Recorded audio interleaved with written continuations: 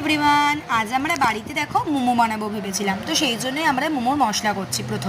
প্রথমেই দেখো চিকেনটাকে খুব ভালোভাবে ধুয়ে তাতে কিছুটা পরিমাণ মেয়োনিজ অ্যাড করে আমরা মিক্সির সাহায্যে বেটে নেব।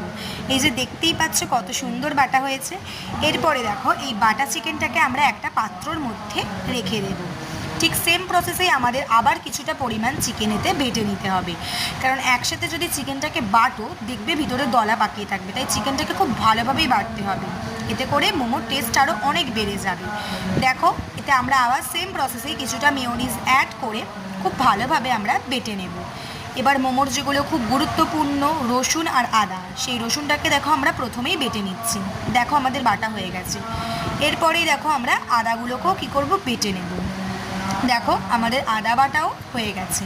এরপর আমরা একটা চপারের সাহায্যে দেখো খুব ভালোভাবে আমরা কিছুটা পরিমাণ পেঁয়াজ চপ করে নেব। অনেকটা বেশ খানিকটাই বেশ পেঁয়াজ দিতে হবে। তারপরে দেখো আমরা আবার সেমভাবে একটা চপারে আমরা আবার দেখো ক্যাপসিকাম আর ধনেপাতাকেও বেটে নেব।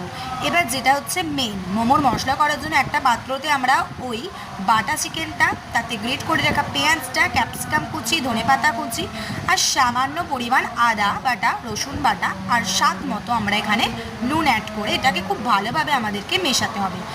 এরপর চিকেন অনুযায়ী তোমাকে বাটারটা দিতে হবে, কারণ যতটা পরিমাণ বাটার দেবে মোমো তত টেস্ট হবে।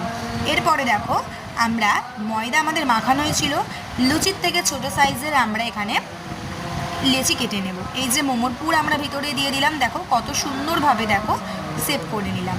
মোমোর বিভিন্ন শেপ হয়, তোমরা তোমাদের পছন্দ মতো যে কোনো শেপ করে নিতে পারো। এবারে দেখো আমরা স্টিমে বসাবো। স্টিমে বসানোর আগে স্টিম করার পাত্রটাতে আমরা খুব ভালোভাবে সাদা তেল মাখিয়ে স্টিম করতে দেবো। দেখো স্টিম করার পর কতটা ভালো লাগছে। এখানে একটু স্যুপও বানিয়েছিলাম। মোমো খাবো আর স্যুপ খাবো না তা কখনো হয়? মোমোগুলো দেখো কত জুসি আর কত সফট হয়েছিল। মোমোটা খেতে সত্যিই ভীষণ দারুণ হয়েছিল।